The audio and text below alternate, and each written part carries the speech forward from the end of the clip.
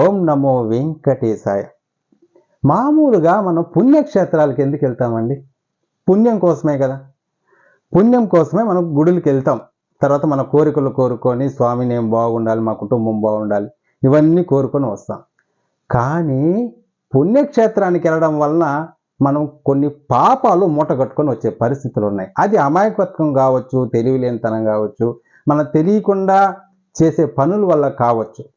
అవే జరుగుతా ఉన్నాయి మన తిరుమల క్షేత్రంలో. మన తిరుమల క్షేత్రానికి వెళ్తున్నామంటే కాస్త జాగ్రత్తగా ఉండాలి.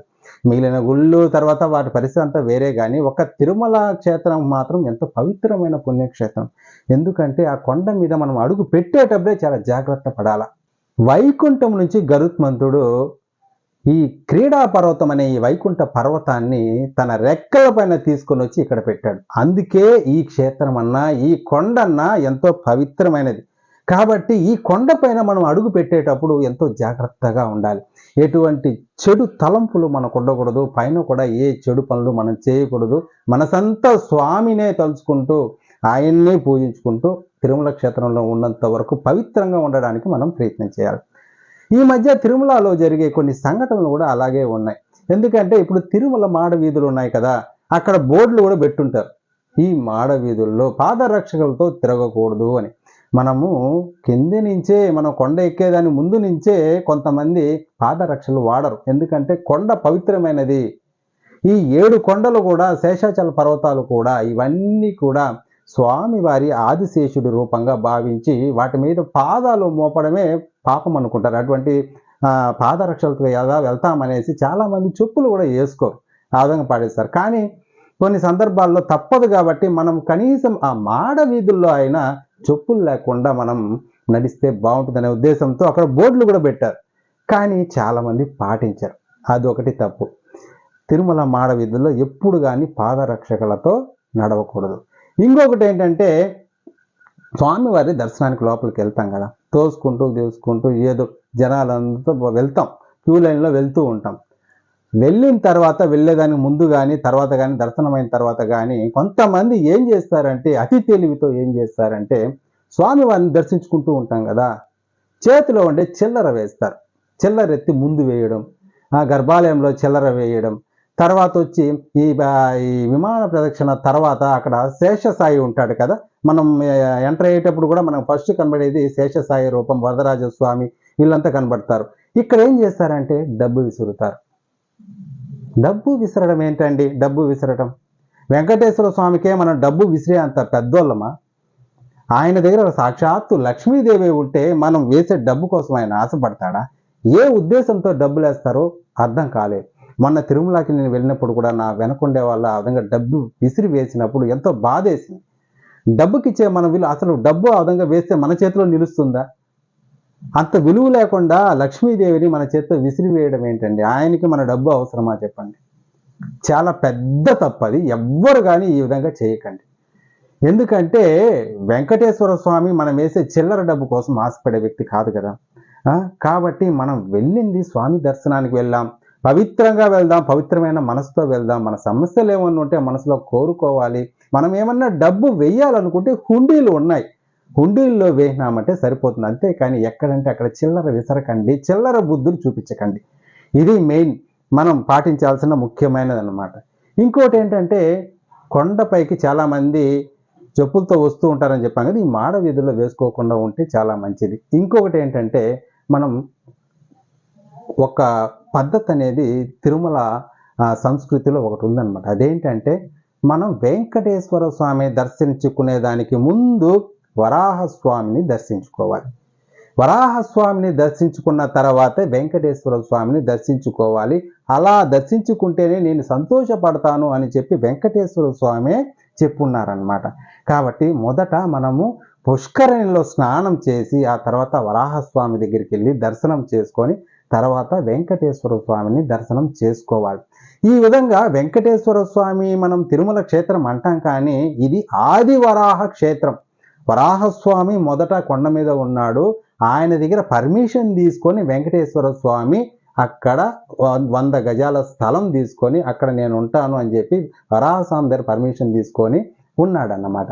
కాబట్టి అప్పుడు వాళ్ళిద్దరి మధ్య జరిగిన అగ్రిమెంట్ ఏంటంటే, మొదటి పూజ, మొదటి దర్శనం, మొదటి నైవేద్యం మొదట వరాహస్వామికి అయిన తర్వాతనే వెంకటేశ్వర స్వామికి జరగాల అని చెప్పి అప్పుడే ఒక అగ్రిమెంట్ రాసి సంతకాలు అనేవి పెట్టడం జరిగింది.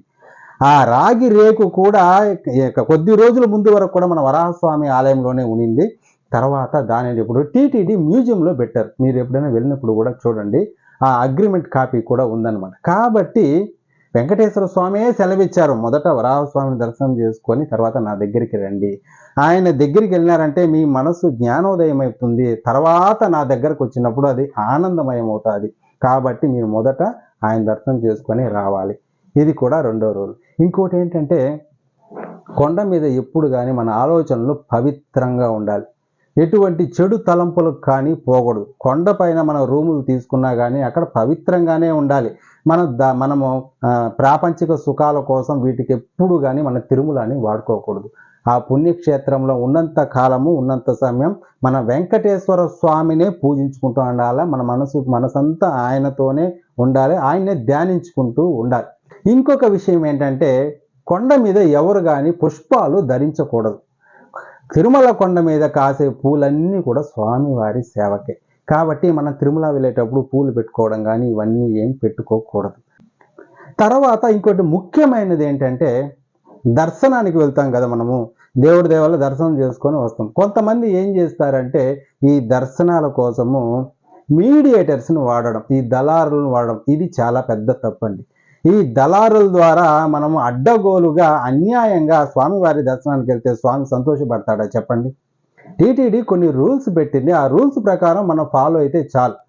ఇప్పుడు ఒక 500 రూపాయలు టికెట్ పెట్టింది, దాని ప్రకారం మనం తీసుకొని వెళ్తే చాలు. లేకపోతే సర్వదర్శనానికి వెళ్తే చాలు. లేకపోతే టైం స్లాట్ ఇస్తున్నారు, ఆ టైంకి మనం తీసుకొని వెళ్తే చాలు. అంతేకాని అడ్డగోలుగా అన్యాయంగా ఎప్పుడు కానీ స్వామివారి దర్శనానికి వెళ్ళే ప్రయత్నం కూడా చేయొద్దండి. అటువంటి దర్శనం చేసుకున్నా కూడా మనకి ఫలించదు. కొంతమంది ఏం చేస్తారంటే, వాళ్ళకి స్వామి తెలియజేస్తారు. ఎలాగంటే, కొంతమంది ఈ మీడియేటర్స్ ద్వారా తర్వాత ఏదో లొసుగులు ఉపయోగించి దర్శనానికి వెళ్తూ ఉంటారు కదా, వీళ్ళకి ఒక్కొక్కసారి వెళ్తే అక్కడ స్వామి దర్శనం కాదు. వీళ్ళకి అర్థం కాదు, మనం ఎంతో టెక్నాలజీ యూజ్ చేసి కూడా మనం స్వామి దర్శనానికి టికెట్లు తీసుకొని వచ్చినాం, అయినా కానీ మన దర్శనం కాలేదని.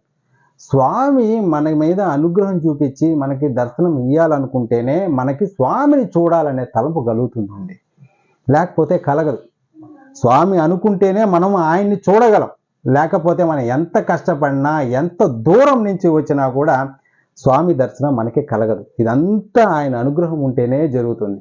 కాబట్టి ఎప్పుడు కానీ అన్ని క్షేత్రాలు వేరు, తిరుమల క్షేత్రం వేరు. ఈ విధంగా మనం కొండపైకి వెళ్ళినప్పుడు ఎంతో డిసిప్లిన్గా క్రమశిక్షణతో వెళ్ళి స్వామి దర్శనం చేసుకొని రావాలి. అప్పుడే మనము ఆ పుణ్యక్షేత్రానికి వెళ్ళిన దర్శించిన ఆ పుణ్యం అనేది మనతో పాటు వస్తుంది. లేకపోతే మాత్రం మనం పాపాలు మూటగట్టుకోవాల్సిన పరిస్థితి ఏర్పడుతుంది. కాబట్టి ఈసారి మీరు తిరుమలకు వెళ్ళినప్పుడు మాత్రం చాలా జాగ్రత్తగా ఉండండి. ఎటువంటి చిన్న తప్పులు కూడా చేయకండి. ఎందుకంటే అన్ని పుణ్యక్షేత్రాలు వేరు, తిరుమల పుణ్యక్షేత్రం వేరు. సాక్షాత్తు 7 కొండల వాడు అంటే 7 కొండలంటే ఆదిశేషుడు రూపమే. ఆ ఆదిశేషుడు రూపం అంటే సాక్షాత్తు ఆ కొండ వైకుంఠం నుంచి దిగి వచ్చిన క్రీడా పర్వతం అది. కాబట్టి ఆ కొండ మీద మనం వేసే ప్రతి అడుగు కూడా ఎంతో జాగ్రత్తగా ఉండాలి. కాబట్టి మీరందరూ కూడా ఈసారి స్వామి దగ్గరికి వెళ్ళినప్పుడు ఈ నియమాలన్నీ పాటించండి, పుణ్యాన్ని సంపాదించుకోండి. ఈ వీడియో కానీ మీకు నచ్చినట్టయితే లైక్ చేయండి. దీనిపైన ఏమైనా అభిప్రాయాలు ఉంటే తెలియచేయండి, కామెంట్ చేయండి. ఇంకొక మంచి వీడియోతో మీ ముందుకు వస్తాను. నమస్కారం.